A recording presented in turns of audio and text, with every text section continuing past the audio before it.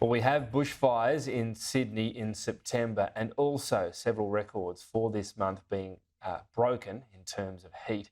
Is it going to put the political heat on some of our politicians? Let's bring in political editor Andrew Clennell. Andrew, we're always a victim of recency bias. We had those Black Saturday bushfires, which came just after Scott Morrison's election win.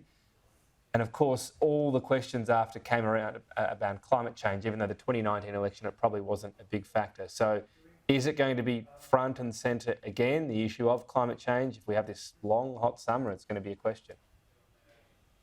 It subsides, doesn't it? I think what is happening now, and I know it's early in the season, but it's so early it shouldn't even be the season, is reminiscent of 2019-20. Then we had bushfires in early October. It seemed early and some heat there, and you've got the fuel, you've got that dry ground at the moment. So it seems like the Australian public go from concern about power bills, which obviously has been happening in recent months and the last year or two, to concern about climate change, and it evolves.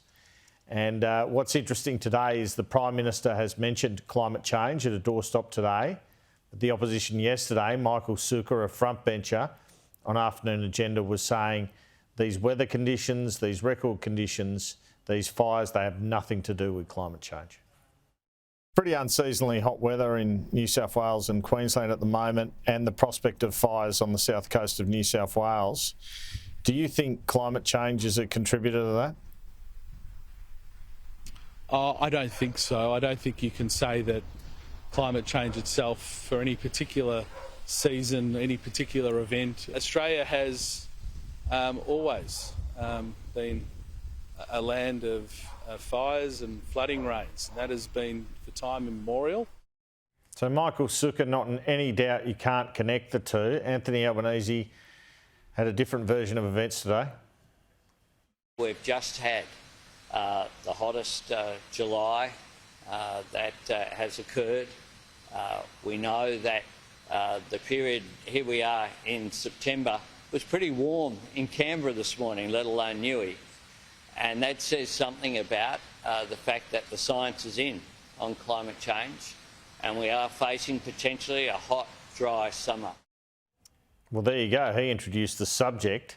After speaking to Mr Sukkar yesterday, I spoke to the RFS Commissioner, Rural Fire Service Commissioner Rob Rogers in New South Wales. He's currently facing about 70 fires, most of which are contained today. And he had no doubt climate change was a factor. If you go back 60 years, the fire season now is 100 days longer than it was 60 years ago. So something certainly has changed in fire seasons, and it's not my job to comment and talk about climate change, but I guess it is my job to deal with the resulting result of it and the consequences of it.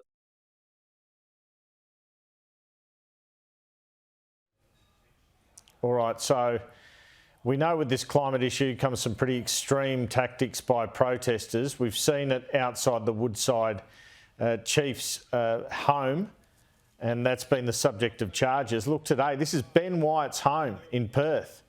He is the former treasurer of WA. He's a director of Woodside, and you've got this Save Burrup Peninsula protester lighting some smoke and outside the home. No report of any arrest there, but it looks like these protesters are still not just targeting officers, they're targeting homes. Obviously, there was a controversy with the CEO of Woodside and the ABC crew there, and whether they should have been there, and that's been the subject of complaint. But it looks like with the climate potentially changing, or certainly some hot conditions, you get these protests as well. There'll be a lot of conjecture about, a lot of fear about this, Tom, in terms of, you know, that seems one step too far going outside people's homes.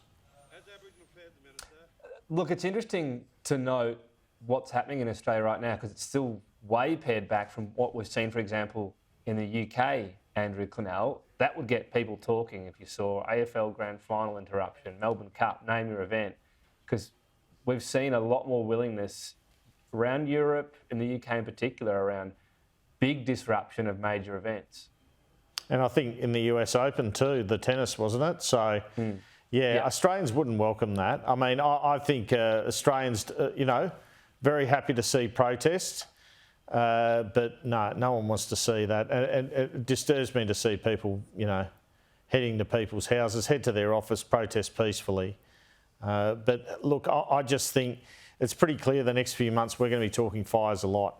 And that's one of the reasons I've highlighted these comments of the politicians today, to get ahead of it, I guess, because I think we'll see climate change rear its head again.